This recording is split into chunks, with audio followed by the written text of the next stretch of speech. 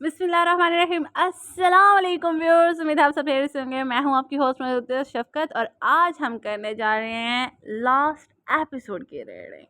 Novel name शाहमन अज़ कलम वाहिबा फ़ातिमा।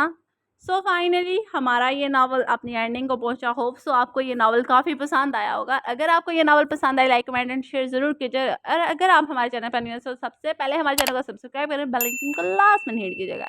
अगर आप बेल आइकन को हिट नहीं करेंगे तो आपको नेक्स्ट वीडियो का, नेक्स्ट नावल का नोटिफिकेशन कैसे मिलेगा। तो शुरू करते हैं आज की एपिसोड को।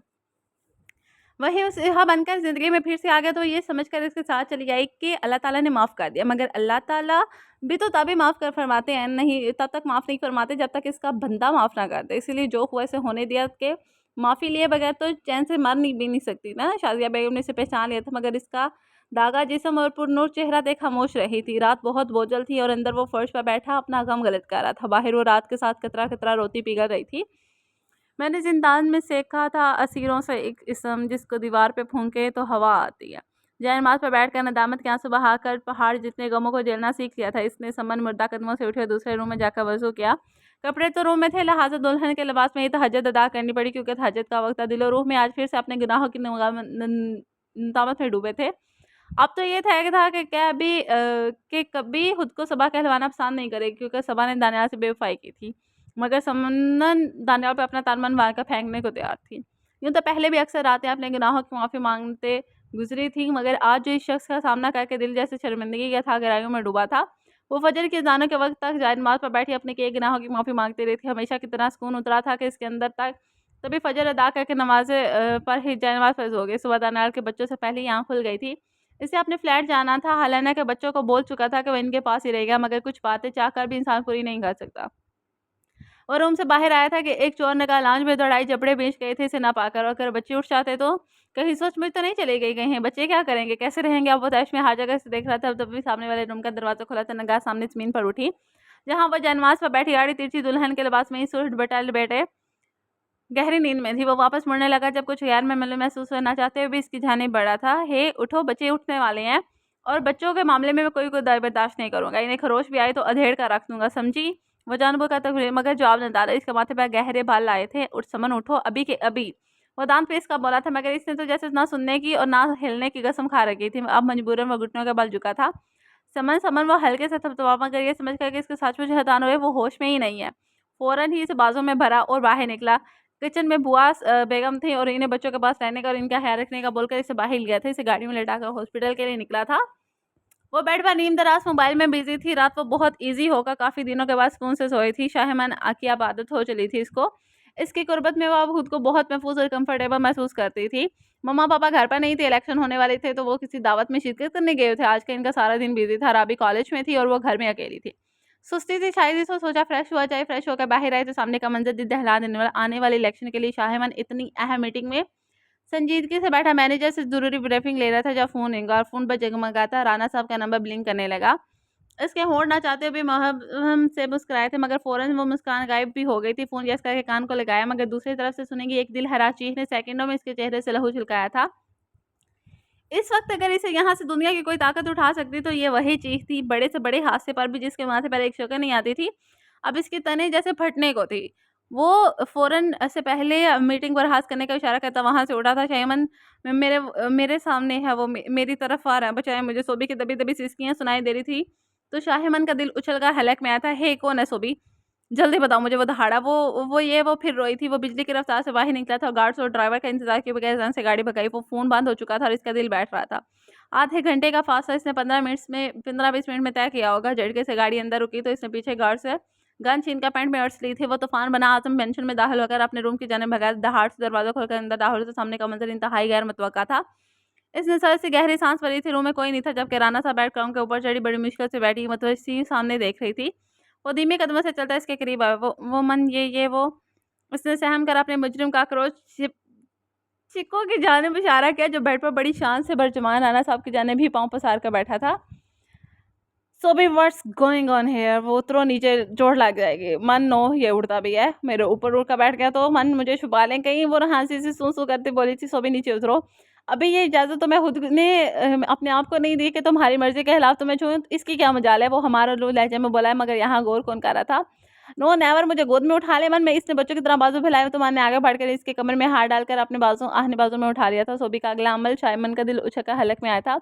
जब इसे अपने नाजुक नरमो मुलायम बाजू इसकी गर्दन के मजबूती से लपेट कर अपना मुँह इसकी गर्दन में छुपा लिया था। मन मुझे छुपाने ये उड़ता भी है। इसने फिर से इसकी बढ़ते दहाई दी थी और बहुत टाइटली हग किया था। शायमन की सांस अटक गई थी, इसलिए राबी के रूम में आया था।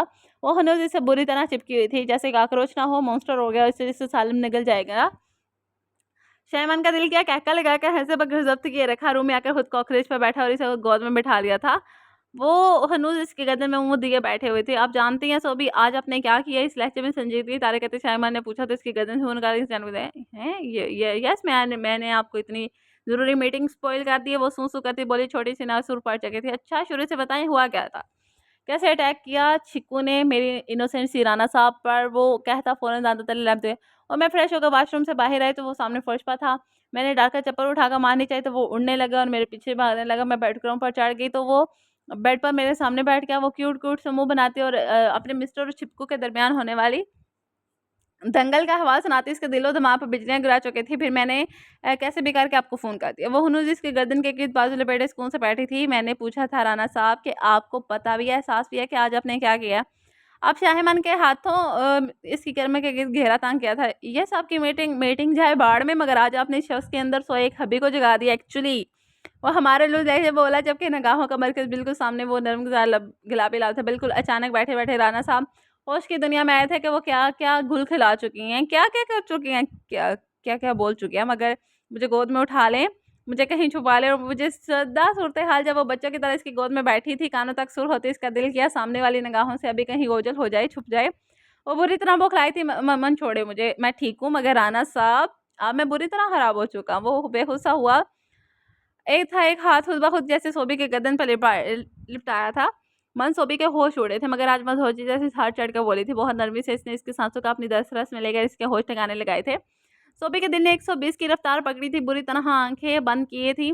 कंधों से इसकी नेवी ब्लू शर्ट बुरी तरह मुठ्ठियों में जकड़ी थी। ये वो लम्स था, वो शिद्दतें थी जो इसकी छोटी-सी जान हलक में ले आती थी। वो नरमी से पीछे हटा था।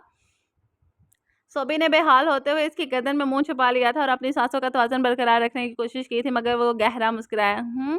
क्या हुआ जान? कहा था ना प्लीज़ बदतमीज़ियाँ करने पर उतर आए तो होश उड़ जाएँगे आपके। उड़ गए ना, और आज ये गुस्ताखी करने पर आपने मुझे मजबूर किया है। वो हँसा चला गया था। सोबी ने एक ज़ोरदार मुक्का टिकाया इसके कंधे पर। मन अब बहुत बदतमीज़ है। वो हँसी हुई थी और झटके से उठकर खड़ी हुई थी। कहाँ राना साहब, इधर तो चिक्कू है। वो शरीर लहजे में बोला था। जी, और जाकर हटाएँ इसे वहाँ, नहीं तो मैं अपना सामान इसी रूम में शिफ्ट करवा लूँगी। वो इत्मीनान से बोलती शायमान पर बिजली गिरा गई थी। हाँ, करके तो दिखाएँ मुझे डियर वाइफ़ी, आप ऐसा फिर देखना क्या करता हूँ। ये आपका हब्बी, वो भी पुरसुकून से बोला था। क्या करेंगे आप? सोबी ने मुँह चुकाकर अंदाज़ चैलेंजिंग था। ये तो आपके एक्शन पर डिपेंड करता है, मेरा रिएक्शन क्या होगा अभी नहीं बता सकता, बोला परवेज़ से बोला था। ओके राइट, आज रात मैं इधर ही हूँ। वो मज़े से बेड पर पाँव फैलाकर बैठ गई थी। राइट, इन्हीं पैरों पर चलकर मेरे पास आएँगे। वो इत्मीनान काबिल-ए-दीद था। देखा जाएगा, अभी आप जाएँ अपनी मीटिंग अटेंड करें। जाकर वो फैल गई। I like your spirit dear wifey and I like challenges. वह गहरा मुस्कुराता वहाँ से चला गया था। आपकी वाइफ को ब्रेन हैमरेज हुआ है मिस्टर दानियाल, और वो बहुत वीक भी हैं। मुझे समझ नहीं आ रही कि कैसे एक्सप्लेन करूँ। काफ़ी अरसे बाद वो प्रॉपर डाइट नहीं ले रही होंगी। वो बहुत कमज़ोर है, बहुत आपको इनका बहुत ख्याल रखना होगा, नहीं तो इस स्टेट में कभी भी कुछ भी हो सकता है। आप समझ रहे हैं ना मिस्टर दानियाल? हॉस्पिटल के प्राइवेट रूम में वो इसके बेड के करीब चेयर पर बैठा इसे गौर से देखे जा रहा था और डॉक्टर के अल्फाज बार-बार इसके कानों में गूंज रहे थे। वो पहले से बेतहाशा कमज़ोर हो चुकी थी। गर्दन पर इस्त्री से दागा गया निशान बड़ा वाज़ेह था। दानियाल ने इसे समन पुकारा था, क्योंकि जो इससे बेवफ़ाई करके इसे छोड़ गई थी वो सबा थी। दानियाल को इससे शदीद नफ़रत करनी थी, तड़पाना था, अज़ियत देनी थी और मज़ालिम ढहाने थे, मगर फिर इससे में से इन लोगों में क्या फ़र्क रह जाता, क्योंकि वो जो लूटी थी वो सनम थी, बाहया, बाकिरदार बपड़ता। और इसकी कमज़ोर नहीफ़ से वजूद से न जाने क्यों बेतहाशा नफ़रत नहीं कर पा रहा था। यकीनन समर के तौबा कबूल हुई थी, जो दानियाल के दिल से इसके लिए नफ़रत हटा दी गई थी और इसी बात से इसे झुंझलाहट में मुबतला कर रखा था। इसकी निगाहें बार बार बढ़कर इसके पुरनूर चेहरे पर टिक जाती थी। नाजुक वजूद, सफ़ेद रंग, तीखे नकूश, वजह बिल्कुल इसके जैसी थी, तभी कहीं देखी-देखी लगती थी और अज़ान में बिल्कुल अपनी शबाहत महसूस होती थी। अजीब-सी कशिश, अजीब-सा एहसास, ये सोच दिमाग में आते ही इसके ज़हन में जमाका सा होता था। बच्चे किसके थे? क्या इसी के थे? अगर ऐसा था तो ज़लज़ले थे, तूफ़ान जो इसके सीने में उठ रहे थे। इसने आहिस्तगी से अपनी लरज़ती आँखें खोली थी। कुछ देर छत को घूरने के बाद अपने आसपास देखा था और पास बैठे शख्स को अपनी जन्म देखकर इसकी निगाहें झुकी थी। क्यों बचाया मुझे आपने दानियाल, मर जाने दिया होता। वो फिर से इसकी आंसू तकिए पर जज्ब हुए। दानियाल झटके से उठा, इसे बाजों से दबोचकर अपने रूबरू किया था। अभी कहाँ समन बेगम, अभी तो अपनी इज्जतों का हिसाब लेना है तुमसे। एक एक पल का अभी से घबरा गई। वो हिसाब किताब तो बाद में होगा, लेकिन अभी मुझे सिर्फ और सिर्फ एक सवाल का जवाब चाहिए तुमसे, फजर और रज़लान किसके बच्चे हैं? वो रोना भूल गई थी और अपने करीब इस दुश्मन जान को शौक से देखती रह गई थी। वो इतनी जल्दी इस बात की बात पुरस करेगा इसने सोचा नहीं था। ये बात तो वो खुद भी से भी दोहराना नहीं चाहती थी। आज तक जानबूझकर इस बात से जुड़ाती आई थी। इसके खुद के अमाल ने कितनी जिल्लत लिखती थी इसके नसीब में। समन ने निगाहें चुराई थी। अब निगाहें मत चुराओ समन बेगम, और मुझे सच बताओ, कमौन वो दहाड़ा दानियाल, वो बच्चे, वो फूट-फूट कर रोई थी। बताओ मुझे, कमौन दानियाल ने से ढूंढो, बच्चे आपके। दानियाल की गिरफ्त इसके बालों से छूटी थी। वो इंतहाई बेयकीनी से देखा गया। इस जालिम लड़की की रूह नहीं कांपी थी दानियाल पर इतना बड़ा जुल्म करते हुए। दानियाल मुझे मार डाले, कितनी दफ़ा कोशिश की मगर खुद को हराम मौत ना मार सकी। आपके आगे हाथ जोड़ती हूँ, मेरी मुश्किल आसान कर दे, मार डाले मुझे। इसने थक बेहाल होते दानियाल के सीने पर सार रखा था। इसके आंसू इसकी शर्ट भगो रहे थे। दानियाल चाहते हुए भी इसे दुत्कार नहीं पा रहा था। और वह ये भी एक अजीब बात थी कि इसके आंसू और ये बातें दानियाल की तो तकलीफ दे रहे थे। आहट पर इसने तकिए पर लेटाया था। सिस्टर थी जो इसके डिस्चार्ज के पेपर ले आई थी। सिस्टर जा चुकी थी। उठो समन, बच्चे वेट कर रहे होंगे, घबरा भी रहे होंगे, और याद रखना इनके मामले में एक पल की भी गफलत और कोताही बर्दाश्त नहीं करूंगा। अच्छे से दिमाग में बिठा लो। वो लाल अंगारा आंखों से सद्दो सपाट लहजे में बोला था। वो मुश्किल बेड से उतरी मगर पाँव जमीन पर पड़ते ही बुरी तरह लड़खड़ाई थी। दानियाल ने अचानक इसे थामा। देख कर चलो, वो घुराया मगर इसे छोड़ा नहीं था। इसने चादर से छेड़े डाम लिया था और अपने वजूद को अच्छे से छुपा लिया था और इसे लिए घर लौटा था। बच्चे रो रहे थे। दानियाल ने इन्हें सीने में भेजा और बुआ बेगम को कहा था कि इसे रूम में लेकर जाएं और ब्रेकफास्ट करवाएं। बच्चों के लिए किचन में आया था। जिंदगी के दुख हमेशा जिंदगी के साथ हैं। लोग फानी हैं मगर लोगों के दुख फानी नहीं। और बेड पर उजड़ी बिखरी सी हालत में बैठी अपने गुजरे माह साल सोच रही थी। जब दानियाल के पास थी तो इसकी कदर नहीं की, कम सुन थी, ना समझ 16 की तो अभी थी अभी। और इस वक्त नई नई है जवानी का वो दौर होता है जब कुछ गलत गलत नहीं लगता। जो इंसान खुद करता है बस वही सही लगता है। मगर फिर निकाह के बाद आहिस्ता आहिस्ता इसकी दानियाल के लिए मोहब्बत दिल में कोमल फूटी थी और देखते ही देखते वो तनावत दरख्त बन गई थी। प्लान के मुताबिक दानियाल का काफ़ी सारा पैसा उड़ाकर इसे महमूद के साथ भागना था, मगर सबा ने महमूद को इनकार कर दिया था। ये कह के वो दानियाल से मोहब्बत करती है। महमूद इसे अपनी मर्दानगी और अना का मसला बनाते हुए वो हर बार आजमाया जिससे सबा इसके पास चली जाए। और आखिरकार इस बेगैरत ने सबा के पीछे मैसेजेस और फ़ोन कॉल की रिकॉर्डिंग्स के हथियार बना के इसे ब्लैकमेल किया था और ये सब दानियाल को दिखा देगा। फिर सबा को इसके पास जाना ही पड़ा। इसने निकाह से ऊपर निकाह करके कर लिया था, जो कि हराम था, मगर इसने धमकी दी थी कि वो फिर निकाह के बगैर ही इसे पास रखेगा। महमूद ने अपने माँ-बाप को यही बताया कि वो लावारिस इसका कोई आगे पीछे नहीं है। वक्त गुजरता गया। दानियाल की याद और मोहब्बत सबा के दिल और दिमाग और रूह तक ऐसी उतरी कि इसे हर वक्त हर सिमत वो ही नजर आता था। सबा ने इनकार के भारी कीमत चुकाई थी। हराम जिंदगी जीने के एहसास ने इसके हर खुशी छीन ली थी। अगर ऐसा ना होता तो क्या वो समझौता कर ही लेती? वो इस कदर इसे टॉर्चर करता, इसे अज़ियत देता कि इसकी रूह तक काम जाती। तब वो तन्हाइयों में अपनी इबादत के बाद दानियाल के तसव्वुर से हमकलाम होती थी। 7 साल गुजर गए अब तो टॉर्चर सह कर इसकी दिमागी हालत इस कदर अबतर थी कि इसे महमूद भी दानियाल नजर आने लगा था। वो अक्सर ही इसे दानियाल पे कार बैठते थे और फिर अज़ियतों के नई बाब शुरू हो जाते थे। और इस बदलचलन और बदकिरदार कहने लगा जो इसके साथ रहते हुए अभी दानियाल के ख्यालों में खोई रहती थी। फिर वो महमूद की कैद में ही थी जब हमल से हुई थी और दिमागी हालत ज़्यादा बिगड़ती गई थी। फिर जुड़वा बच्चों की पैदाइश हुई। महमूद खुश हुआ, मगर किस्मत को कुछ और ही मंजूर था कि वो बच्चों की पैदाइश के फ़ौरन बाद ही मर गया था। फिर 3 साल वो और अजियत में गुजरे थे और अब इसकी दिमागी हालत ऐसी थी कि सब भूलता चला जा रहा था। याद था तो बस दानियाल। वो समझती थी कि बच्चे दानियाल के हैं, जैसे महमूद इसकी ज़िंदगी में कभी आया ही नहीं था।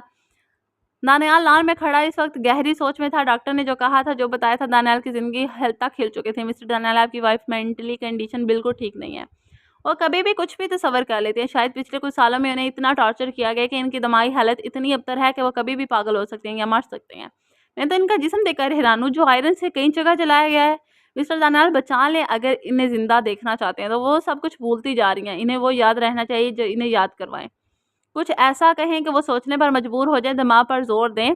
तभी दानियाल बच्चों का ख्याल दिमाग में आया था। तभी इसने समन को झोर का पूछा था। वो चौंकी थी और बच्चों का बताया था कि वो दानियाल के। तभी दानियाल को बहुत सदमा लगा था कि इस जालिम लड़की की इतनी बुरी मेंटली कंडीशन देखा। इसके बच्चे इसके कैसे? वो तो 10 साल बाद मिला था इससे। अज़लान में इसकी शबाहत क्यों थी? शायद इसलिए कि वो दिन रात मोहब्बत की जोगन सिर्फ इसी के बारे में जो सोचती रहती थी। फिर इसने इसकी काउंसलिंग करवाई और काउंसलिंग के दौरान जो इन 10 सालों की इंकशाफात हुए थे, नानी के इसका वजूद लेकर हवा में तहलील हो जाएगा। वो जानता था कि इसके साथ क्या हुआ होगा, जो दिन रात दानियाल को सोचती होगी, इससे मिलने की ख्वाहिश करती होगी। खुद इसने क्या किया? बस हिजर के रोग में आहें बनने के सिवा क्या किया? हिम्मत था ना बेवफाई को ना का मसला बना लिया। जाकर ये भी ना पूछा कि ऐसा क्यों किया। इसे ढूँढने की कोशिश तक नहीं की, इस बेवफ़ाई की वजह भी नहीं पूछी। अगर पहले ढूँढ लेता तो इस दरिंदे के चुंगल से निकाल पाता ना। नानिहाल बेटा, समन बीबी खाना नहीं खा रही हैं। वो अपने ख़्यालों में खोया था कि अब तक दोनों ही अपनी गलतियों का इज़ाला कैसे कर सके, नॉर्मल लाइफ़ जी सकते थे कि बुआ ने आकर बताया, ठीक है, अब बच्चों का ख़्याल रखें, मैं देखता हूँ। वो कहता रूम की जाने बढ़ा था। रात का वक़्त था, राबी और सोबी रूम में बैठी थी। शाहिमान बाहर गया हुआ था। इसने राबी को बोल दिया था कि वो आज इसी के साथ इसी रूम में सोएगी। राबी अपनी बुक्स लेकर बैठी थी, जबकि सोबी अपने मोबाइल में लगी हुई थी। आज के बुरे हालात और वाक़यात सोच-सोच कर बार-बार दिल की धड़कन बढ़ती थी। तकरीबन 9 या 8th स्टैंडर्ड में बहार हुआ था, बड़ी शदीद किस्म का, और इस बहार में वो डर गई थी। इसे लगा था ढेर सारे कॉकरोच इसके जिस्म पर चिमटे हुए हैं। इसने इतनी चीखें मारी थी, इतना रोई थी कि हदा के पना, और बस तब से इसे कॉकरोच फ़ोबिया था। वो बहुत बुरा डर जाती थी। वो ये सोच रही थी कि मन क्या करने वाला है। तभी वो दबे कदमों बाहर से खिड़की तक आई थी। इसके हाथ में एक बॉक्स था। वो शरारती सी हंस रहा था अपनी शरारत पर, ये जाने बगैर कि ये शरारत कितनी महंगी पड़ने वाली है। इसने खिड़की चुपके से थोड़ी सी खोली और बॉक्स का मुंह खोलकर खिड़की के अंदर कर दिया। खिलबिलाते 9-10 कॉकरोच अंदर गए और फिर हस्बत का कुछ ही देर बाद सोबी और राबी की नज़र इन पर पड़ी। सोबी का चेहरा खौफ से सफ़ेद पड़ गया था। फिर आज़म मेंशन की इनकी दिलदोज़ चीखों से गूंज उठा था। दिलावर आज़म और शादिया बेगम घबरा कर अपने रूम से बाहर आए थे। बिजान जो कि गाँव वापस लौटी थी, वो भी बौखला गई थी। सोबी तो बस चिल्लाई जा रही थी। राबी ने भी इसे घसीट कर रूम से बाहर निकाल कर लाई थी। अब शाइमान के भी हाथ पैर फूले थे। वो भागा, रुख सीधा लाउंज की जानिब था। वो अब भी फूट-फूट कर रोती चिल्लाई जा रही थी। शाइमान ने आकर इसे बाजुओं से थाम कर झंझोड़ा था। Please be quite, it was a joke. मगर वो कुछ कहने सुनने से पहले इसे बाजुओं में चल गई। शाइमान के हाथ पैर फूले थे। दिलावर आज़म ने फ़ौरन डॉक्टर को फ़ोन किया था। नानिहाल रूम में आया तो वो बेड पर घुटने फोल्ड के बैठी अपने पाँव के नाखूनों को घूर रही थी। वाइस्तगी से इसके करीब आकर बैठा। खाना जू का तू पर टेबल पर रखा था। वो बेड पर जाने की तलाश रही थी। वो बेड पर इसके करीब बैठा, समन खाना खाओ। वो हाली नज़रों से देखने दानियाल ने नवाला बनाकर इसके मुंह क्या गया, जो कि इसने चुपचाप खा लिया। वैसे तसल्ली होने तक खाना खिलाता रहा और इसकी उदास हाली आंखों से तो आतर से आंसू बहते देखता रहा था। खाना खा के ट्रे एक साइड रखी थी। इससे पहले तो इसे अपने कशीदा सीने में भेजा था। वो रोए गई, इसकी शर्ट भिगोती रही थी। दानियाल ने इसका चेहरा अपने सीने से निकालकर अपने लबों से इसके बेमोल मोती चुनकर इन्हें अनमोल बनाया था। दानियाल माफ, इसने इसके होंठ पर उंगली रखी। समन, आज के बाद मैं तुम्हारे होठों से बात ना सुनूं, और ये आखिरी बार है कि तुमने आंसुओं से मेरी शर्ट भिगोई है। अब मैं तुम्हें रोता हुआ ना देखूं। दानियाल ने इसे खुद में बिछा था। तभी दरवाजा खुलने के बाद पर दानियाल ने इसे पीछे की तरफ बच्चे कूदते हुए आके दानियाल की गोद में चढ़े थे। पापा, मम्मी को क्या हुआ है? मम्मी कब ठीक होंगी? वो फिक्रमंदी से पूछ रहे थे जब दानियाल ने समन की कमर सहला कर इस बच्चों की तरफ मुतवज्जा किया था। मैं ठीक हूँ फजर अज़लान। इसने इन्हें गोद में उठा भरा और इनके गाल चूमे थे। हे किड्स, एक सरप्राइज आप लोगों के लिए। मैं लॉन में टेबल पर रखा है, जाकर देखो, मम्मी पापा भी आते हैं। दानियाल ने कहा तो वो दानियाल का मुंह चूमते बाहर भागे थे। वो समन की तरफ मुतवज्जा हुआ था। जाविया निगाह बदली तो अब गहरी निगाह से इसे सरता पैर देखा था। वो भी अब दानियाल के बदली गहरी निगाह पर खुद महसूस करती निगाहें झुका गई थी। दानियाल ने वो पुरनूर सा चेहरा हाथों में भरा था, माथे पर मोहब्बत की मेहर सबत की। समन, प्रॉमिस करो अपना ख्याल रखोगी। मैं ठीक हूँ, तुम्हें ठीक होना है, मुकम्मल सेहतियाब होना है, मेरे लिए, हमारे बच्चों के लिए। वो वादा करोगे ना? समन ने इस बात में सर हिलाया। आओ बच्चों के पास चलें, ताज़ा हवा और तुम्हारा मूड फ्रेश होगा। वो नरमी से बोलते इसे अपने साथ लगाए बाहर की जानिब बढ़ा। अब इसे ही कोशिश करनी थी अपनी ज़िंदगी की एक नई और खूबसूरत शुरुआत करने की। दिल तो इस नाजुक वजूद के वापस लौटने से बाद हो ही चुका था और इसने आकर दानियाल के वजूद को मुकम्मल कर दिया। बच्चे चाहे इसके नहीं थे, मगर इससे इस रत्ती बराबर भी फ़र्क नहीं पड़ने वाला था। इनको अपना नाम देने वाला था, अपने वजूद का ही हिस्सा बनाने वाला था। ज़िंदगी बहुत खूबसूरत होने वाली थी। डॉक्टर इसे चेक करके गई थी, इसे हल्का बुखार भी हो गया था। राना जहांगीर और साइमा बेगम भी आ गए थे। इसे कॉकरोच फोबिया है बेटा, वो ये बहुत डर जाती है। राना जहांगीर ने बताया और वो वाक़या भी सुनाया जिससे इसे ये मसला हुआ था। तो वो मज़ीद शर्मिंदा हो गया। सांस तो पहले ही सीने में उलझी हुई थी। वो इसे उठाकर अपने रूम में ही ले आया था और अब डॉक्टर इसे सुकून का इंजेक्शन दिया था। सब मौजूद थे। दिलावर आज़म और शाजिया बेगम से जी आकर डांट खा चुका था। राबी भी गुस्से से घूरती रही थी इसे। सब बैठे हल्की-फुल्की बातें करने में मसरूफ़ थे। रात काफ़ी हो चुकी थी। जहांगीर और साइमा इजाज़त तलब करके चले गए थे। बिजान ने इस पर आयतें तिलावत करके दम किया था। सब अपने-अपने रूम में चले गए थे। वो डोर ला करके इसके करीब नीम दराज हुआ। पता नहीं था इसकी शरारत से इतनी महंगी पड़ने वाली, सोचा नहीं था। इसे अपनी जान से के मुतल्लिक़ हर चीज़ मालूम थी सिवाय इसके। वो खुद को मलामत कर रहा था कि इसने इतनी इंपॉर्टेंट बात कैसे मिस कर दी। सोबी बेचैन सी हुई थी। वो अलर्ट हुआ, सोते हुए सहमी थी। माथे पर हल्के पसीने के कतरे नुमाइंदे। हे राना साहब, ना किया करें यार। शायमान इसके माथे पर अपना माथा टिकाया था। वो सहम कर उठी थी और चलाने का मुंह खोला, मगर शायमान ने पहले ही नरमी से इसके लबों पर हाथ रख के इसकी आवाज़ का गला घोंट दिया था। सो भी प्लीज़, कोई नहीं है मेरी जान, मत डरें। वो इसके हाथ से हिलाते हुए रिलैक्स करने लगा। वो गहरे गहरे सांस लेती अब नॉर्मल हो चुकी थी। माँ ने नरमी से हाथ हटाया। काजल भरे नैन कटोरे पानियों से भरे थे। शायमान तड़पा खींच कर इसे सीने में, हे आई एम सॉरी जान, आई एम सो सॉरी, मुझे नहीं पता था मेरे इस बेहुदा जोक से आपको इतनी तकलीफ होगी। प्रॉमिस करता हूँ अब कभी आप पर आँच भी नहीं आने दूंगा। वो इसकी पीठ तब तो बातें से सुकून दे रहा था। काफ़ी देर इससे बातें करता हुआ इसे नॉर्मल करने में कामयाब हो ही गया था। वो जल्द ही इसकी आगोश में पुरसुकून से सो चुकी थी। शाहिमन ने ज़रा-सा सर झुका कर देखा। अब इस मनमोहनी चेहरे पर सुकून और वो नरमी से झुका था और चेहरे की तमाम मासूम नकोश पर मोहब्बत की महरें साबित की। नहीं जानता राना साहब क्या जादू किया है आपने कि आपके अलावा कोई कुछ दिखाई नहीं देता, सुनाई नहीं देता जानेमन। वो कहता इसे मज़ीद करीब करता सुकून से आँखें मूंद गया था। वो अपने ऑफ़िस में ज़रूरी काम में बिज़ी था जब डोर हल्का सा नॉक करके कोई अंदर आया था। इसने सर उठा के ऊपर देखा तो माथे पर ढेर सारे बाल आए थे, रगें तन गई थी। नशवान धीमी चाल चलता शैतानी सी मुस्कुराहट लिए इसके सामने आकर रुका था। नशवान, अगर नहीं चाहते कि मेरे गार्ड्स तुम्हें उठाकर बाहर फेंके, दफ़ा हो जाओ यहाँ से। शाहिमन ने खतरनाक हद तक संजीदगी से कहा तो इसने पॉकेट से एक पैकेट निकाल कर इसके सामने रखा। ये क्या है? टू द पॉइंट बात करो, नहीं तो आउट। वो गुराया। चैलेंज शाहिमन, चैलेंज है। कितना एतबार बख्शा है ना इसने तुम्हें, और तुमने इसे अपने से चाल चली है कि ये जो तुम्हारा खोखला बेनाम रिश्ता है ना, रेत की दीवार साबित होने वाला है। इसके हर लफ्ज़, हर बकवास के सामने शाहिमन के चेहरे के ने गुस्से की इंतहा से लहू छिलकाया था।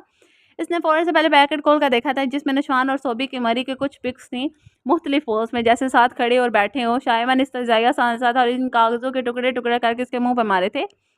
ये औकात है मेरी निगाह में तुम्हारी इस घटिया चाल और चीप हरकत की, अब दफ़ा हो जाओ। नशवान, नहीं तो मैं भूल जाऊँगा कि और कम ऑन शाइमन, बात करने आया हूँ तो बात करो। तुम्हारी नज़र में इन कागज़ के टुकड़ों की ये औकात है? मैं जानता था तुम इनका यही हशर करोगे। ये तुम्हारे लिए था भी नहीं डियर, ये तो इसके लिए एक ट्रैप था। इसके पास भी भेजा है मैंने ये पैकेट। अब देखना ये कि इससे कितना एतबार है तुम्हें, इस पर एतबार है कि नहीं। इसने हबास से आँख विंक की थी। और तुम अपनी इस घटिया चाल में कभी कामयाब नहीं हो पाओगे नशवान। वो अच्छी तरह जानती है कि मुझे इस पर कितना ट्रस्ट है। शाहिमन गुराया था और अब की बार गुस्से से आग बगोला होते इसका ग्राउंड बद सी देखो, यही चैलेंज करने आया था कि देखते जाओ तुम इसे अपनी ये प्रॉब्लम शेयर करती है या नहीं, या मेरे ब्लैकमेल करने पर तुम्हें बताए बगैर मेरे पास चले आएगा मुझसे ये पिक्स लेने। बस कौन से बोला था, मैं तुम्हारी जान ले लूंगा नशवान, तुम्हारी आंखें निकाल कर चील कौवों को खिला दूंगा। वो दहाड़ता इसके चेहरे पर एक जोरदार मुक्का मार चुका था। इसके नाक और होठ निकला था मगर वो हिफाजत से हंसा गया था। जाने दो शाहिमान, अभी तो गेम की शुरुआत हुई है, अभी तो खेलने का मज़ा आएगा और देखो जीत किसकी होती है, हार किसकी और ट्रॉफी किसको मिलती है। वो मुसलसल मार खाता बकवास किया जा रहा था। दनियाल ने ही ऑफिस में दाखिल होकर शाहिमान से नशवान को छुड़वा कर बाहर घसीटा था। नशवान, इससे पहले मैं तुम्हें शूट कर दूं, दफ़ा हो जाओ यहाँ से। वो दहाड़ा था। वो तनफन करता वहाँ से निकला था। प्लान बी पर अमल करने का वक्त आ जाए। शाहिमान, दिलावर आजम तुम्हारी नाक के नीचे से ले जाऊंगा मैं इसे, और तुमसे बहुत दूर हमेशा हमेशा के लिए अपना बनाने के लिए। हाँ हाँ, वो मकरूह कहका लगाकर हंसता गाड़ी में बैठकर गार्जियन से भगाती। वो ग्रीन हाउस में माली बाबा के साथ पौधों की काट छांट में बिजी थी जब फोन रिंगा। इसने देखा अननोन नंबर था। वो अननोन नंबर से उठाती नहीं थी मगर मुसलसल चिंगारते फोन से इंतजार किया था। यस करके कान को लगाया था। Hello yes missus Shayman Dilawar speaking, who is there. Sobi Shaista से लहजे में बोली थी। नो, सामने दहाड़ सुनाई दी। यू नॉट, नहीं रहोगे मिसेस शाहिमन दिलावर, मैं रहने ही नहीं दूंगा। तुम्हें तो मिसेस नशवान अहमद बनना पड़ेगा। Sobi baby doll. नशवान चिंगाड़ा था। क्या बकवास कर रहे हैं आप, होश में तो हैं? फ़ौरन से पहले फ़ोन बंद करें, नहीं तो अब मुझे आपकी ये सारी कार्रवाइयाँ फूफो को बतानी है। मैं एक सेकंड नहीं लगेगा। वो भी बगैर खौफजदा हुए फनकारी थी। फ़ोन रखने लगी जब फिर से धमकियाँ में जो बोला, तुम बताना, मैं इस वक्त खड़े पैर नयाब गुल को तलाक दूंगा जिसकी जिम्मेदार तुम होगी। वैसे भी यूँ भी बहुत जल्द ही इसे छोड़ने वाला हूँ। तुम्हें भी शायमन को छोड़ना होगा, हर हाल में, हर कीमत पर। और मेरे पास। सोबी ने फ़ोन फ़ौरन बंद किया था। लंबे लंबे सालन पर इसका दिमाग चकरा चुका था। सोबी के कानों से धुएं निकले थे। वो अपनी साजिश में कामयाब हुआ था। हबाजिस मुस्कुराता अपनी चाल पर खुद को ही दाद दे रहा था। ये गहरी साजिश थी। इसने सोबी को सिर्फ मेंटली डिस्टर्ब किया था मगर पिक्स का कोई पैकेट नहीं भेजा था, जिससे अब शाहिमन को यही लगने वाला था कि सोबी परेशान है मगर इसे शेयर नहीं कर रही और वो यकीनन अपने गुस्से में कुछ गलत कर बैठता। सोबी अपनी कनपटियां सहला रही थी। बस इतनी बर्दाश्त थी इसमें कि उठ कर अपने रूम में आ गई थी। अगर इसने नयाब को छोड़ दिया तो इसे सीधी टेंशन मुझे क्या, भाड़ में जाए दोनों। नशवान और नयाब घुल भी वो बेतहाशा झुंझलाई थी। वो सीधी तैशो इश्तियाल में ऑफिस की हर चीज़ तहस नहस कर रहे थे। दनियाल ने आकर इसे दबोचा था। क्या कर रही हो मन, छोड़ो दो ये सब, पागल हो गए, रिलैक्स हो जाओ। वो यही चाहता है कि गुस्से में पागल होकर तुम कोई गलती करो, समझने की कोशिश करो यार। दानियाल ने इसे झंझोड़ते हुए सोफे पर बिठाया था। और दानियाल की बात सुनकर रिलैक्स तो हुआ मगर रगे हनूस तनी हुई थी। दानियाल ने इसे पानी का गिलास थमाया था जो इसने अंदर बढ़ के इश्तियाल को आग को ठंड करने को एक ही सांस में ख़त्म किया था। मैं इसे शूट कर दूंगा भाई। वो फिर से गुराया था। शट आप मन, जोश के बजाय होश से काम लो। चलो घर चलो। दानियाल इसलिए घर आया था। फिर से मैं इसे छोड़कर वो फार्म हाउस चलेगा। वो लाउंज में आया। वो इस वक्त बिल्कुल रिलैक्स होना चाहता था। सो अपने रूम में आया। सो भी रूम में नहीं थी। वो इतने तशो इश्तियाल में हरगिज़ इसका सामना नहीं करना चाहता। सो पहली बार इसे मिले बगैर वो बेड पर लेट गया। बड़ी देर बाद बेचैनी से करवटें बदला पड़ा। हरी से नींद आएगी। सोबिची से मालूम नहीं था कि मैं घर पे यार आबी के साथ शॉपिंग पर गई थी। शाम के साए गहरे हो चुके थे, सब लॉन में चाय पी रहे थे। वो फ़ोन चार्जिंग पर लगाने रूम में आई थी। जब इसे बेड पर लेटे गए और गहरी नींद से सोते देख वो हैरान हुई थी। इसने चाहा वो भी सबके साथ चाय पिए तो उस वजह से उठा दे। वो करीब आई थी, इसके कंधे से इसे हल्के से हिलाया था। मन उठे, मन उठा से मस नवाऊ फ़ासिम साहब उठे ना, भंग पी के सो रहे हैं क्या? वो झुंझलाई एक ज़ार सनम से इसकी आँख खुली थी। संजीदगी से इसे देखा। सोबी इसकी आँखें देखकर चौंकी थी। लाल अंगारा आँखें, संजीदा चेहरा। वो नर्वस हुई। आज से पहले कब इसके सामने इतना संजीदा हुआ था? इसके सामने तो वो मोमका बन जाता था। वो उठ बैठा और बड़े गौर से इसे ऑब्जर्व किया था। जो सामने फिरोजी ड्रेस में गुलाबी सी गुड़िया हल्का सा झुकी अब सीधी हो चुकी थी। लाल में सब चाय पी रहे थे। तो मैंने आपको भी जगा दिया। अब इसकी निगाहों की तवज्जो से सच नर्वस हुई थी। इधर करीब आए, सोबी संजीदगी से आगे हाथ बढ़ाया था। तो इसके बदले अंदाज पर चौंकी थी। मन क्या क्या हुआ है आपको? आप ठीक तो हैं? वो भी लाजवाब जवाब देता कि राबी इस बुलाने कमरे में आई थी। सोबी कहाँ रह गई? अरे भाई आप भी इधर ही हैं, चले इधर ही हो, चले मम्मा पापा वेट कर रहे हैं। बोला पीता उठ खड़ा था। उलान में आया था, सबके बीच चाय पीते इसने सोबी की खामोशी नोट की थी। दिलो जान पर जैसे मन्नो बोझ तले दबाता है और ये इसके लिए बर्दाश्त से बाहर बात थी। सोबी इसकी खुद पर पड़ती अजीब सी निगाहों से घबरा रही थी और इसकी ये घबराहट चाय मन की रूह तक को घल रही थी। तभी आधी चाय छोड़कर उठा था और कुछ भी सुने बगैर बाहर निकल गया था। रात बहुत बोझल थी। वो बच्चों को कहानी सुना रहा था जिसे सोते सोते वो नींद की वादी में उतर चुके थे। दानियाल ने पीछे मुड़कर देखा तो वो खुशू और हुजूर से नमाज अदा कर रही थी। वो अब भी से देख नमाज में सुकून ढूंढने लगा था और कामयाब हुआ था। वो चाय नमाज तय कर अलमारी में रखती मुड़ी थी। दानियाल को अपनी जाने महफिल से तख्ते पाक करने निगाहें जो कागज से इख्तियाब हो रही थी और दानियाल को ये बात सुकून पहुंचाती थी। अब तो कुछ फलों के लिए भी वो निगाहों से ओझल होती तो दानियाल की सांस अटकने लगती थी। दानियाल नरमी से उठकर अपने बेड पर आया था। वो हिजाब स्टाइल में ली गई चादर उतारती अब दुपट्टा उठाकर ओढ़ा था। समन यहाँ आओ। हाथ इसकी जाने बढ़ाते इसने बोझल और गंभीर आवाज में पकारा था। और धीमे कदमों से चलते इसके करीब आई। टांगों में लिबास लर्जी थी। इसके गर्म पुरहिद चौड़े आहनी हाथ में अपने सर्द गुजार हाथ थमाया। नजरें झुकी हुई थी। दानियाल इसकी इस अदा पर गहरा मुस्कुराया था। नीम और नीम दराज होते हल्का सा खींच कर सामने सीने पर गिराया था। इसके सीने पर गरीब बुखलाई थी। दानियाल मैं आपके काबिल नहीं। दानियाल ने इसके लबों पर उंगली रखी थी। खबरदार समझ, इधर मेरी निगाहों में देखो। जाने दानियाल तुम किस काबिल हो, अच्छे से नजर आ जाएगा तुम्हें। चिन से चेहरा ऊपर उठाकर इसे अपने जज्बों से भरपूर निगाहों में देखने पर मजबूर किया था। वो बस एक पल ही देख पाई थी इन लपतों की निगाहों में। नानारी से नरमी से बेड पर लटकाकर इस पर हावी हुआ था। झुक कर एक इद्दत से इसके माथे पर महर सवत की थी। फिर इसके एक एक नोच को नरमी से अपने होठों से महसूस किया। दुपट्टा उतार कर एक तरफ रखा। गर्दन पे इस आयरन के निशान ने आज इसके दिल में सुई चुभोई थी। फिर इसी निशान पर अपने सिलकते रब रखे थे दानियाल ने, जैसे इसके हर जख्म पर अपनी मोहब्बत का मरहम रखना चाहता हो। समन ने इसकी शर्ट बुरी तरह मुठियों में दबोच रखी थी और आंखें बहुत जोर से बंद कर रखी थी। इसने इन लड़ती पलकों पर भारी भारी पर हद्दतम्स छोड़ा था। क्या हुआ मेरी जान? वो दिलचस्पी से देखता पूछ बैठा था। कुछ नहीं दानिया। वो अलग से ही बेहाल हुई जा रही थी। इसकी मुहब्बत बड़ी शिद्दत से वो झुका था और इसके खुशबू भरी सांसों को अपने सीने में उतारा था। समन का दिल की धड़कन इस शिद्दत से बेतरतीब हुई थी कि दानियाल को इसका दिल से अपने सीने में धड़कता महसूस हुआ था। बहुत मोहब्बत और चाहत से इसने इसके नाजुक जहम वजूद के खुद में समेटते हुए हर जहम की चाहकारियाँ गिरारियाँ और इसे अपनी चाहत की बारिश में भगो दिया था। वो अपने रूम में आया तो सोबा मोबाइल हाथ में था। मैं कुछ पुरसोच सी गैर मरी नुक्ते को घूरी थी। शाहिमा ने बुरी तरह अपने लब दांतों तले काटे थे।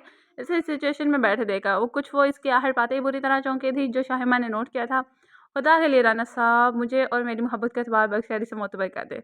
बता दे मुझे प्लीज़ शेयर इट। वो जो भी उलझन है, जो भी मसला है, कि आपको पता होना चाहिए कि मैं एतबार करने के मामले में अपनी ज़ात को भी आपसे बाद में रखूँगा। इस कदर भरोसा है मुझे आप पर और आपके किरदार पर। प्लीज़। वो दिल में से महातिब माहे वे आपकी तरह तड़प रहा था और खामोश था। और यही बात सोबे को खिल रही थी। नहीं तो रोज़ को तो कानों कहते ही इसको सुनने को मिलता था, राना साहब कैसे मिजाज है, जैसे वो दोपहर से बुरी तरह मिस कर रही थी। वो ड्रेसिंग तक गया था और अब अलमारी खोलकर इसने अपना नाइट ड्रेस निकाल रहा था। इफ्तार को सोबी ने ही बात स्टार्ट की थी। मैं खाने पर आपका वेट कर रही थी, आप इतनी लेट हो गए। फ्रेंड्स के साथ था तो उन्होंने बाहर खिला दिया। उसने झूठ बोला था मगर मैं वेट करती रही, आपको फ़ोन कर देना चाहिए था। इसने बुरा सा मुँह बनाया। शाहिमन अपना ड्रेस लिए वॉशरूम चला गया था। कुछ देर में वो येलो टी शर्ट और ब्लैक ट्राउजर में घिले बालों में हाथ फेरता बाहर निकला था। सोबी का दिल अब दिल कह के फूट फूट कर रहे आखिर से हो क्या गया था जो आइए सब कुछ निशान की बकवास इसका दिमाग चंचना उठा था। पैर से उतर कर इसने के रूबरू आई थी। शाहिमा ने बगौरी से देखा, क्या हुआ आपको? सब हैरियत तो है ना? दोपहर से खामोश से लग रहे हैं आप। और शाहिमा ने इसकी बात पूरी नहीं होने दी थी जब बहुत अचानक से इसके कमर के गिर्द दोनों बाजू हमारी करता है इसके चेहरे पर चुका था। आज 7 दिन की वो अपनी वहशतें बेकरारियाँ शुमार करने लगा था। इसे एहसास दिलाना चाहता था अपनी मोहब्बत का, दीवानगी का और पागलपन का। आपने बीच इस नाजुक रिश्ते का जो एतबार और भरोसे से ही मजबूत हो सकता है। सुबह से अचानक तात पर जी जान से लड़ती थी। सीने में सांस उलझी थी। नम्स की शिद्दत से वो पिघल चली थी। कंधों से इसके इस जालिम की शर्ट मुठियों में जकड़ी, जो शायद आज अगला पिछला तमाम हसाबे बाग करने पर तुला हुआ था। शर्ट पर झटका सा लगने से इसने सोबी को रहाई बख्शी थी। वो लंबे लंबे सांस भरती अपना सांस संभाल करके चक्रों में थी, मगर शाहिमा ने इसे छोड़ा हरगिज नहीं था। अब भी इसके होंठों ने इसने ब्यूटी मोन को छुआ था। सोबी जी जान से लड़सी मच गई थी। शाहिमान की गिफ्ट इसके कमर पास सर थी और यू आर हर्टिंग मी बोले हाँ से था। आपको हो गया है? इसका लहजा बेगा सा था। शाहिमान की ग्रिप ढीली पड़ी थी। आई एम सॉरी सोबी, मगर अपनी बाहों से निकलने की इजाजत मन ने इसे अब भी नहीं दी थी। शाहिमान ने झुककर इस आवाज़ों में भरा और लाकर बेड पर लटाया था। वो बुरी तरह बौखलाई थी। मम्मा व्हाट इज। शाहिमा ने इसके लबों पर उंगली रखी थी। एक्सेप्ट इट नाउ, ये कहते इसके करीब नींद दराज हुआ था, झुके इसके गर्दन पर अपने दहकते डर रखते। मन प्लीज। वो पागल हो चुके थे इसके लम्हा बलम्हा गुस्ताहियों और बेबाकियों से, मगर शाहिमान आज इसकी शायद सुनने के मूड में नहीं था और यहीं पर वो गलत था। इसकी मज़ाहमत हम छोड़ चुके थे, मगर वो जा बजा इस बार अपनी मोहब्बत का लम्स छोड़ रहा था। जब इसकी आंखों से तो से बहते आंसू महसूस हुए और वह तड़प कर इससे दूर था। उठकर बैठा और उंगलियों से अपनी कनपटियाँ से हिलाई। वो हनूस पड़ी रो रही थी। माँ ने रूह मोड़ कर इसे देखा तो इसे कैंच के सीने से लगाया था। हम सॉरी राना साहब, आई एम वेरी सॉरी। वो शर्मिंदा हुआ था। आपको हुआ क्या है? वो सू सू करती पूछ बैठी थी। आज मैं बहुत डिस्टर्ब हूँ मेरी जान के। क्यों? हाँ सुबह आते हुए हर सवाल का जवाब जानना चाहती। क्यों नहीं इधर आए? कुछ नहीं, और सुकून से सो जाए मेरी जान। सारी परेशानियां सिर्फ मुझ तक रहने दे। आखिरी जुमला दिल में बोला गया था, इसलिए महसूस अंदाज में नींद रास हुआ था और इसी अंदाज में इसकी पीठ से लाई थी कि वह जल्द ही पुरसुकून होती नींद की वादी में गुम हो चल रही थी। मगर आज नींद मन की आंखों से कोसों दूर थी। जाने क्यों छठी हिस्स कुछ बुरा होने की पेशन गोई कर रही थी। एक धड़का, एक खदशा था दिल को कि कुछ अनहोनी होने वाली है। वो अपने ऑफिस में किसी काम में बिजी था जब आने वाली कॉल ने इसके हर धड़के हर हर्षे को सच साबित कर दिया था। राबी का फ़ोन था। मतलब से इसने जो खबर सुनाई थी उसने शाहिमान के वजूद को जैसे ज़रा ज़रा करके हवा में तहलील किया था। भाई भाभी अपने घर का कहकर घर से ड्राइवर के साथ निकली थी, मगर मुझे परेशान लगी तो फ़ोन करके पूछना चाहा कि क्या बात है। आप फ़ोन ऑफ जाने लगा तो आंटी साइमा को फ़ोन किया, मगर वो तो वहाँ पहुँची ही नहीं। भाई भाभी का कुछ पता नहीं है वो किधर है, आप फ़ौरन घर आ जाएँ। इसके जिस्मो जान से नया लहू छलकाया था। हर बेतवार कर दिया आपने मुझे। सोबी मेरी मोहब्बत का मजाक बना दिया। मैं आपको कभी माफ़ नहीं करूँगा। वही जालिम लड़के से दिल ही दिल में मुखातिब हुआ। अपना मोबाइल और गाड़ी की चाबियां उठाता बसम करने वाले अंदाज में बाहर निकला था। दानियाल को काल में लाई थी। वो घर पहुंचा।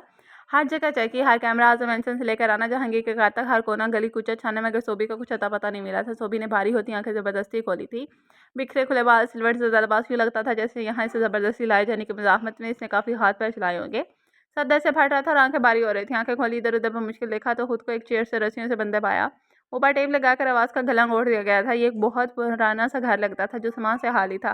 वो एक हाली रूम में थी। जानले लगे थे। धूल मिट्टी से हटा घर। नायाब गुल ने यहाँ भी इसे बहुत बड़ा धोखा किया था। उसने दिमाग पर जोर दिया तो याद आया चला क्या हुआ क्या था। इससे साइमा बेगम का फ़ोन आया था। वो बहुत परेशान थी कि एक मसला होगा जल्द दिया। वो ड्राइवर के साथ गाड़ी लेकर निकली थी। हालांकि इसके साथ गार्ड भी था, मगर वो गद्दार निकला। घर का बेदी नायाब ने इसकी मम्मा को मजबूर किया था। वो रो रो कर बताया कि सोबी मुझसे नाराज़ है, वो इधर मेरी बात नहीं सुनती, आप इसे यहाँ बुला लें, मुझे इससे बात करनी है। फ़ोन पर नहीं बताना कि मैंने बुलाया, क्योंकि वो फिर आएगी ही नहीं। अभी वो आते रास्ते में थी जब गाड़ी एक झटके से रुकी थी, क्योंकि गार्ड ने ड्राइवर पर फायर कर दिया था। वो सही थी। गार्ड गाड़ी से बाहर निकल कर इसके जाने वाला डोर खोला था। मैम प्लीज़ बाहर आइए। मगर वो टस से मस ना हुई तो इसने करीब ही खड़ी ब्लैक शीशों वाली गाड़ी के विंडो पर नॉक किया था। इसमें से नशवान को निकल कर अपनी जाने वाते देख सोबी बिजली किसी तेज से गाड़ी से निकल कर भागने वाली थी। जब नशवान ने इसे भी ज़्यादा तेज से भागकर इसकी किलाई तो पहुंची थी, इसने भरपूर मज़ाहमत की तौर पर थी। छोड़े मुझे, क्या कर रहे हैं आप? कहाँ लेके जा रहे हैं? मन छोड़ेंगे नहीं आपको। छोड़े मुझे, वो चलाएगी।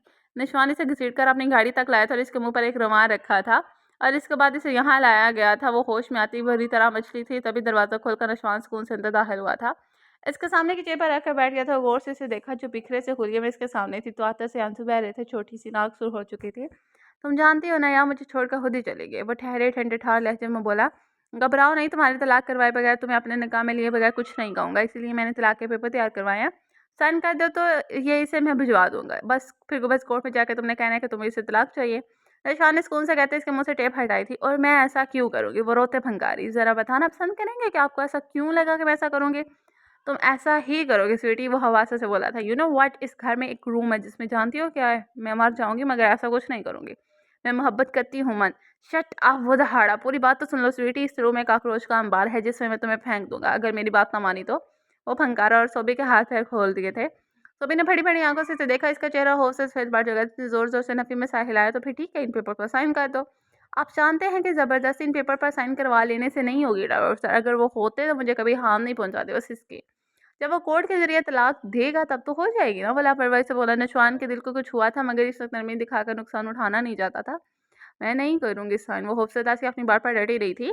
रियली? तुम चलो तो फिर मैं तुम्हें इसी रूम में फेंकूंगा। नशवान इसे बाल से पकड़ कर नहीं छोड़े, मुझे खुदा के लिए छोड़ दे, मैं वहाँ जाऊँगी, मन किधर है आप बचाएँ मुझे। वो हलक के बल चलाती इसके साथ घसीटती चली जा रही थी। निशान ने इसके मुँह से ये सुनकर गुस्से से पागल होते कॉरिडोर से गुजर कर एक रूम का दरवाज़ा खोला था, जिसमें वाक़ई काफ़ी सारे कॉकरोच रेंग रहे थे। सोबी के जिस्म से जैसे जान निकली थी, अगले ख्याल से कि नशवान इसे वाक़ई रूम में फेंकने वाला है। इसकी दिल हरा चराहे इस खाली घर में एकवा हुई थी। नौशवान इसे अंदर धकेलना चाहा, मगर वो वहीं इसके कदमों में ज़मीन वो सो चुके थे। इसे अफ़सोस हुआ, झुककर इसे ज़मीन से उठाना चाहा। हैंड्स अप, पीछे से राना जहांगीर की दहाड़ सुनाई दी थी। वो पीछे मुड़ा, हैरत और सदमे से गंग रह गया। किसने तो अपनी जान में फुल प्रूफ प्लान बनाया था और इस तक सोबी तो कोई पहुंचने वाला नहीं था। वो राना जहांगीर और पीछे खड़े मान और दानियाली से हुनहा नगाहों से घूर रहे थे। मान और दानियाली इसकी जानिब लिपटी और इसे धनक कर रख दिया था। मन सोबी की जानिब मुतवज्जह हुआ, घुटनों के बल बैठकर इसका सर गोद में उठा रखा था। पुलिस वालों ने नशवान को दानियाल से छुड़ाकर बाहर घसीटा था। नशवान को ले जाया जा चुका था। सोबी मेरी जान उठे, प्लीज उठे। शाहिमान इसके ऊपर चुका हुआ था। राना जहांगीर ने इसकी नब्ज टटोली जो बिल्कुल नॉर्मल थी। धनिया बाका बाहर से पानी ले आया था। शाहिमान ने इसके चेहरे पर पानी के छींटे मारे, मगर फिर भी इस पर गुनूदगी ही लगी थी। शाहिमान ने इसे बाजुओं में बराबर से लिए बाहर आकर गाड़ी में डाले। वो तीनों लिए इसे हॉस्पिटल आए थे। हॉस्पिटल के प्राइवेट रूम में वो इसके बेड के पास बैठा था, हाथों में उंगलियां वापस फंसाए, इन्हें होंठों पर रखे बड़ी गहरी निगाह से इसे देख रहा था। वो जिसे अपनी लाइफ लाइन कहता था, वो जिसकी रगों में खून बन के दौड़ती थी, निशान की तरह से धमकियां मिलने पर कैसे इससे लापरवाह रह सकता था। वो शाहिमान था जिसे खुद से जुड़ी अपनी चीज़ों की हिफाजत करना आती थी। वो तो फिर इसके जीने की वजह थी। इसलिए ही शाहिमान ने सोबी के लिए 2-3 गार्ड्स ऐसे हायर किए थे जिनका इन गार्ड्स को भी नहीं पता था, जो बज़ाहिर उन्होंने अपनी फैमिली के लिए हायर किए हुए थे। बहुत जल्द ही से बीच में इसे एक गद्दार गार्ड का पता चल चुका था, मगर इसने कोई एक्शन नहीं लिया था। जब सोबी घर से निकली तो वो शाहिमान की निगरानी में थी। जब नशवान सोबी को लेकर गया तो गार्ड्स भी इसके पीछे गए थे। जब वो घर तक आया तो परेशान था, क्योंकि गार्ड्स ने इसे बाद में इन्फॉर्म किया था। इसने राना जहांगीर को इन्फॉर्म किया। वो सबसे पहले नायाब गुल तक पहुंचे थे, जिसने बलाई चिचक इन्हें सारी जरूरी इन्फॉर्मेशन और सबूत दे दिए थे नशवान के खिलाफ कार्रवाई करने में। निशवान ने अपनी तरफ से फुल प्रूफ प्लानिंग करते हुए सोबी को शहर से बहुत दूर सुनसान इलाके में लेकर गया था, मगर वो भूल गया था कि सामने शाहिमान है, जिससे इसकी चीज़ छीनना ही नामुमकिनात में से था। और वो फिर भी इसके वजूद का हिस्सा थी। तब वो बहुत जल्द इसके गिरबान तक पहुंच गए थे। इसे नयाब को से पता चला था कि निशवान ने सोबी को कोई पिक्स नहीं भेजी थी। वो बड़े गौर से इसे देखा गया। जब आप आहिस्तगी से आंखें खोली थी, छोड़े मुझे, उन्होंने नहीं करूँगी साइन, आई लव हिम नहीं करूँगी। वो होश में आते ही बंद आंखों से बल्कि थी। शाहिमान के दिल को कुछ हुआ। सोबी प्लीज़ राना साहब ऐसे मत करें, मुझे तकलीफ़ हो रही है। मन ने इसे खुद पे बिछा था, इसे अब कबल होश उचक गया। तभी वो मन के सीने में चेहरा छुपा छुपा कर फूट कर रोई थी। मन वो नशवान मुझे कुछ नहीं हुआ है, सोबी प्लीज़ डोंट क्राई। शायद मैंने महसूस अंदाज में उसकी पीठ सजा के इसे रिलैक्स करने की कोशिश की थी, जो वो कुछ देर में ही हो गए थे। तभी वो रूम में दाखिल हुए थे। शायमन ने नरमी से इसे खुद से अलग किया था। इसके इर्द गिर्द जमा थे और इसके बहर हाफिज लौटने पर अल्लाह ताला का शुक्र अदा कर रहे थे। हत्ता के समन भी बच्चों के साथ आई थी हॉस्पिटल। राबी से और सबसे बातें करती वो कुछ ही देर में नॉर्मल हो चुकी थी। जेल की सलाखों के पीछे वो साथ चुकाए बैठा था। राना जहांगीर के सामने जो इसकी माँ को शर्मिंदगी उठानी पड़ी थी, इसने नशवान की जिद और हाइडरमी की कमर तोड़े इसे बर्तावन के घेरों में धकेल दिया था। जब अपनी माँ को इसने जहांगीर के सामने हाथ जोड़कर घड़घड़ा कर माफ़ी मांगते देखा था, इसने खुद अपने हाथों से अपनी ज़िंदगी बर्बाद की थी। और नयाब सामने खड़ी तो आतर से आंसू बहा रही थी। क्यों आई हो नयाब यहाँ, जाओ यहाँ से। जेल के अंदर जो इसके साथ थे वो इसके अजीब सी नज़रों से घूरे थे। इसकी जाने बढ़ती गली नज़रों से नशवान को आग लगाई थी। अभी और आज पता चला अपनी इज्जत और गैरत पर बात आई तो क्या होता है। नयाब जाओ यहाँ से, देखो लोग कैसे देख रहे हैं तुम्हें, जाओ यहाँ से। वो दांत पीस कर बोला था। नयाब ने इसे बेबसी से देखा था। और यही काम जब तुम कर रहे थे नशवान, इसका क्या, मेरे मुहाफिज तो तुम हो, जो अब जेल की सलाहों के पीछे हो। तो अब जब मेरे साथ बाहर ज़माना यही सलूक करेगा तो क्या करोगे तुम। वो रोती बोली तो नशवान के जबड़े बिंच गए थे। वह खामोश रहा था। फिर नयाब फिर आहिस्तगी से गोया हुई थी। Nashwan I am pregnant. नयाब ने इसके सर पे बम फोड़ा था। व्हाट, तुमने पहले क्यों नहीं बताया। वो झिझकता हुआ बोला। अब क्या हंस ले और क्या रो ले, ये वाला हिसाब हो गया था। मुझे भी अम्मी के घर जाकर पता चला। नुशवान, मैं अब भी नहीं चाहूँगी कि मेरे बच्चे के सर से इसका बाप का साया उठे, इसीलिए मैं घर वापस जा रही हूँ। जाकर तुम्हारा इंतज़ार करूँगी। इसकी आंखों से फिर दर्द बहा था। नयाब, मेरे घर जाओगी पर क्या मुझे माफ़ कर पाओगी। निशान ने कहा तो नयाब ने चौंका नशान को देखा था। तो क्या आपको आपकी गलती का एहसास हो गया। नयाब ने इसे उम्मीद भरी नज़रों से देखा था। अभी नहीं बताऊंगा, तुम्हें लगेगा कि मैं सिर्फ लफाजी कर रहा हूँ, बाहर आकर बताऊंगा। वह सुकून से बोला। नयाब को भी कुछ सुकून आया था। राना जहांगीर के खास आदमी ने इनकी बातें सुनी थी और राना जहांगीर तक पहुंचाई थी। वो सब आजम मेंशन में थे। और आज एक और खास बात ये हुई थी कि सलमान, दनियाल और बच्चे भी आजम मेंशन शिफ्ट हुए थे। दानियाल ने समन के बारे में तमाम हकीकत पहले ही सबको बता दी थी। अब क्योंकि वो दानियाल की ज़िंदगी का अहम हिस्सा थी तो सभी इसे खुश दिली से खुश आमदीद कहा था। एक रौनक सी थी जो आज मेंशन में उतर आई थी। टीना का के सब लेट नाइट बातें करते रहते। सोबी जो कि मेंटली डिस्टर्ब थी, सो वो जल्द ही अपने रूम में चली गई थी। महफिल बर्खास्त हुई तो सब अपने अपने रूम में चले गए थे। दानियाल समन को लिए अपने रूम में दाखिल हुए। फजर एक्साइटेड सी थी। पापा ये हमारा घर है ना, अब हम यहीं रहेंगे ना। बिल्कुल बेटा, सबसे पहले तो ये तुम्हारी मम्मी का घर है, फिर हम लोगों का। दनियाल ने शरारत से कहा तो समझ मुस्कुरा दी थी। रूम में आकर दोनों ने बच्चों को सुलाया था, फिर साथ वाले रूम में खुद आ गए थे। उन्होंने रूम्स के बीच बड़ी विंडो थी जहाँ से आर पार नजर आ जाता था। दानियाल बेड पर नीम दराज से समन ने इसके सीने पर सार रखा हुआ था। दानियाल आस्ते से इसके बालों में हाथ फेरा था। अब समन की मुसलसल काउंसलिंग और इलाज के बाद वो काफी बेहतर थी। कुछ दानियाल इसका बेहद ख्याल रख रहा था। दानियाल, अगर सोबी ना मिलते तो आप लोग सोबी को भी तो नहीं गलत समझते, जाने के इसके दिल में क्या आए थे तो वो पूछ बैठी। दानियाल शर्मिंदा सा हुआ। तुमने ये क्यों पूछा समन? पुरानी बातें भूल जाओ जान, सब बस मेरे बारे में सोचा करो। दानियाल ने संजीदा अपने करीब किया था तो वो मुस्कुराया। इतने साल सिर्फ आपके बारे में ही तो सोचा था, वो इसकी शर्ट के बटन से खेलती बोली थी। हाँ, क्यों सोचा मेरे बारे में? दानियाल ने इसकी गाल सहलाते पूछा तो वो सुर पड़ गई थी। मुझे नहीं पता। समन ने से छुपने के लिए इसके सीने में मुंह दिया तो दानियाल हंसती और इसके वजूद को खुद में समेट लिया था। शायमान रूम में आया तो वो रूम में नहीं थी। वॉशरूम से पानी गिरने की आवाज़ आ रही थी। कुछ ही देर बाद वो बाहर आई तो मन के दिल की धड़कन बेतरती। ब्लैक टी शर्ट और ग्रे ट्राउजर में वो गीले बालों समेत बाहर आई थी।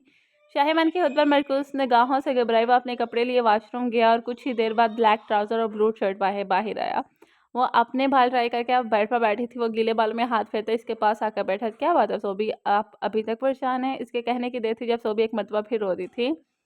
हे हे ये क्या है? हाँ, शाहिमा ने इसके कमर के गिर्द बाजू माइल किए थे और नरमी से इसे खुद में समेट कर बेड पर बैठाया। वो रोती रही। शाहिमा ने गुबार सुलझाने दिया। बताएं भी हुआ? आपको पता है मेरे साथ क्या क्या हुआ? वो मुंह बसा कर बोली। क्या क्या हुआ? शाइमन भी जानना चाहता था। इसने कहा मैं डाइवोर्स के पेपर पर साइन कर दूं। मैंने इनकार किया तो कहा मैं तुम्हें इस रूम में फेंक दूंगी जिसमें कॉकरोच हैं, और वो फेंकने लगा तब मुझे वो फिर हरासा हुई थी। शाइमन के सामने बैठी वो सूसू करती इसके बैकबोन में ससराहट कर गई थी। वो और मेरी राना साहब ने इनकार क्यों किया था? वो जो खिड़की के पार खड़ा इसके मुंह से I love you I love him सुन चुका था। अब अपने सामने इसके मुंह से सुनना चाहता था। बिकॉज वो रिवानी में बताने लगी, फिर जुबान पर ब्रेक लगी थी। कुछ सामने वाले निगाहें और फिर कमर के गिद्ध हमारे सरसराते हाथ। चले मैं ही आपकी मुश्किल आसान कर देता हूँ राना साहब, बिकॉज यू लव मी, इत्मीनान से कहता है। इसके कंधे पर सुलगते लब रखता हुआ इसके 14 तबक रोशन कर गया था। आपको कैसे बोलूँ मैं कि मैंने ऐसा बोला? तोड़ तोड़ कर लफज अदा करते इसके हलक खुश हुआ था। सुन लिया था। अब इधर मेरे सामने मुझे कहिए। राना साहब फरमाइश की गई थी शायमान के लबों पर। इसके गर्दन पर सफ़र जारी रखा था। इसने बेहाल होते नफी में गर्दन हिलाई थी। सॉरी गाइस, ये जो मेरे पीछे है आजकल तूफानी आवाज़ें आया हुआ है ना, इसको थोड़ा सा इग्नोर करें। इसने बेहाल होते नफी में गर्दन हिलाई थी। तब शाहिमा ने हल्के से लबों से इसके कान पर काटा तो वो उछली पड़ी थी। शाहिमान प्लीज़। अब शाहिमा ने इसके बेड पर लटा के इस पर हावी हुआ था। दिलचस्पी से लारकनदारी हुआ चेहरा देखा था, आंखों को छुआ।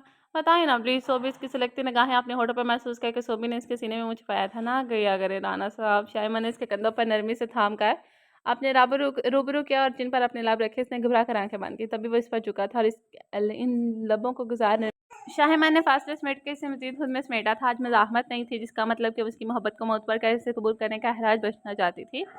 शाहिमन की कुर्बत सुलगती रगो चाह में उतरती महसूस हुई तो वह बेतहाशा घबराई। शाहिमन ने हाथ बढ़ाकर लाइट ऑफ की। आज इसने खुद इसकी पेशकदमी कबूल की थी, इसलिए मोहब्बत की शिद्दतों से इसका दामन बचाना नामुमकिन था। वो 2 दिन से अपनी मम्मा के पास थे और शाहिमन माहे भी आपकी तरह तड़पा था। आज बड़े पैमाने पर शहर के बड़े हाल में वलीमे का फंक्शन था। सबकी रजामंदी से राना जहांगीर ने नशवान पर केस वापस ले लिया था और वह नयोब गुल के हमरा अपनी नई जिंदगी की शुरुआत करने दुबई चला गया था। सबने रोका मगर इसने कहा कि वो किसी से नजर मिलाने के काबिल नहीं रहा, सो जाना चाहता है, तो सबने ने जाने दिया था। वलीमे का फंक्शन बाहर आफियत अख्ताम पजीर हो चुका था। समन हिजाब से निकाह किए ही शाजिया के साथ रही और हर कदम पर इनका हाथ बिठाया था। सब थके हारे घर आए थे। सोबी को इसके रूम में पहुंचा दिया गया था। आज वो फिर ब्राउन और रूसी लिबास में अपने कमरे में इसका इंतजार कर रही थी, मगर आज वो कल ही सबसे जान छुड़ा कर राबी और सारा को इनके मांगने से पहले नोट थमाकर बाहर रूम में चला आया था। सबने काफ़ी होल्टिंग की मगर इसे परवाह नहीं थी। अभी 10 बजे थे। वो रिलैक्स ही बैठी बल्कि सोने की तैयारी में थी, ये सोच के कि मन तो लेट आने वाला है। अभी नींद दराज हुई थी कि कमरे का डोर खुलने और बंद होने की आवाज़ आई तो वो घड़बड़ा कर उठ बैठी। आज कहाँ रहना साहब, आज तो अगले पिछले तमाम हिसाब किताबें बात करने की रात है। आप कहाँ की तैयारी करने लगी हैं? इसने बैठ के करीब आते छेड़ा तो सोबी की हथेलियाँ पसीने से भीग गई थी। बिल्कुल इसके सामने बेड पर बैठकर अपनी पॉकेट से एक महमली डब्बी निकाली थी जिसमें रिंग निकाल कर इसके खूबसूरत हाथ की जीनत बनाई थी, जिसकर इसके हाथ पर मोहब्बत की महर साबित की सब्त की और कमर के गिर्द बातों संभाल कर इसे खुद में समेट रहा था। राना साहब, क्योंकि 4 जलाद वापस आ रहे हैं तो आप भी बहुत बड़ी जलादनी बन गई हैं जालिम। क्यों क्यों क्यों उछली? मैं कहाँ से जालिम लगती हूँ जी आपको? और ये 4 जलाद कहाँ से आगे आ नहीं गए, आने वाले, और जालिम तो आप पूरी की पूरी हैं। वो जो अभी तक मुझे वो 3 मैजिकल वर्ड्स नहीं बोले तो अब बोल देती हूँ, मगर आप ज़रा पीछे हटे, मुझे शर्म आती है। वो इत्मीनान से बोली तो शाहिमन की खुशी दीदी थी। बोले कैसे हैं आप? सोबी ने 3 मैजिकल वर्ड्स बोलकर दांतों तले लब दबाए और बेड से उतर कर कह-कह कहते परे भागी थी। सोबी मैं छोड़ूँगा नहीं आपको, वो दाँत पीस कर इसकी जानिब लिपका था। नो, नो, नो, नो शैतान, वो 3 वर्ड्स बोले बगैर आप मेरा हश्र बिगाड़ देते हैं। तो बोल दिया तो फिर क्या करेंगे? वो जल्दी से घबराहट में बोल तो गई मगर फ़ौरन दाँतों तले अपनी चलती ज़ुबान को दबाकर ब्रेक लगाई थी। शाहिद ने दिलचस्पी से उसे देखा था और आगे बढ़कर उसे अपने बातों में भरा था। शाहिद प्लीज़, थोड़ा हाँसी हुई थी। नो मेरी जान, आज तो वैसे भी अगले पिछले हिसाब-विभाग करने हैं और आपने तो इतना बड़ा इल्ज़ाम भी रख दिया मेरे सर पर, तो इस इल्ज़ाम की कुछ तो लाज रखनी है ना? वो बेहद शरारत से कहता इसलिए बेड पर आया था। लम्हा-बलम्हा पिघलती रात में शाह-मनी से पूरी पोर अपने मोहब्बत और इश्क की बारिश में भगोया था। चंद माह बाद वो हॉस्पिटल के सर से रूम में वो निढाल सी लेटी थी। करीब ही शाह-मन अपनी गुलाबी सी गुड़िया को गोद में लिए बैठा था। थैंक यू सो मच मेरी जान, मुझे इतना बड़ा तोहफ़ा देने के लिए। अल्लाह मुझे मुझे अल्लाह की सबसे बड़ी नेमत अता से नवाज़ने के लिए। उसने मुस्कुरा कर अदनान को देखा। शाहिद ने नरमी से अपनी जान का टुकड़ा अपनी जान को दिया था। सोबी की आंखों में नमी भर आई। अपनी बेटी को अपने बाजू में लिया। मन, ये हमारी बेटी कितनी क्यूट है ना। वो इसे देखते हुए सभी दर्द तकलीफ़ें भूल गए थे। यस शाहिद की जान, ये हमारी बेटी मेरी जान के वजूद का हिस्सा। शाहिद ने सोबी के सर पर लब रखे। वो हूबहू अपनी माँ जैसी थी। सोबी आज तुमने मुझे मुकम्मल कर दी। मैं तुम्हारा बहुत शुक्रगुज़ार हूँ मेरी जान। मैं शाहिद दिलावर आज़म इस हॉस्पिटल में मौजूद हर शय को गवाह बनाकर ये बात कहना चाहता हूँ कि मैं तुमसे बेपनाह इश्क करता हूँ। कभी तुम्हारी और अपनी बेटी की आंखों में आंसू नहीं आने दूंगा। सोबी इस इंसान को आंसू भरी आंखों से देख रही थी। बोली मन में सौवा, शाहिद दिलावर इस बात से इतराफ़ करती हूँ कि मुझे आपसे इश्क है। आप मेरी ज़िंदगी में आने वाले पहले और आखिरी मर्द हैं। आपसे पहले ना कोई होगा, ना था, ना होगा, आपसे ही हूँ मैं। वहीं खड़े सब नफूस इनको इश्क का इतराफ़ करते देख रहे थे। शाहिद हम इसका नाम इरहा शामन दिलावर रखेंगे। श्योर मेरी जान। शाहिद ने बारी बारी अपनी जान और नन्ही परी को चूमा था। सब अंदर आए। हर कोई इस परी को जूनियर सोबी लग रही थी। अपनी गोद में लेने को बेचैन थे। मंजर मुकम्मल था। हर चेहरे पर खुशी और शादमानी थी। चाहत और मोहब्बत इनकी ज़िंदगी को मुकम्मल कर दिया था। ख़त्म शुद। ओके नाज़रीन, तो हमारा नावल होता है आज यहाँ पे ख़त्म। उम्मीद है आप सबको ये नावल भी काफ़ी पसंद आया होगा। और अगर आपको नावल पसंद आए तो लाइक, कमेंट एंड शेयर ज़रूर कीजिएगा। अगर आप हमारे चैनल पर नहीं होते तो सबसे पहले चैनल को सब्सक्राइब करें और बेल आइकन को लास्ट में हिट कीजिएगा। तो मिलते हैं एक नई स्टोरी के साथ, एक नई थ्रिलर के साथ और एक नई कहानी के साथ कि आगे नेक्स्ट नॉवल कौन सा आने वाला है। अगर आपको कोई रिकमेंडेशन है तो कमेंट पे बताइएगा, मैं उसी नॉवल को रीड करूँगी। तो मिलते हैं नेक्स्ट नॉवल के साथ, तब तक के लिए अपना ख्याल रखेगा।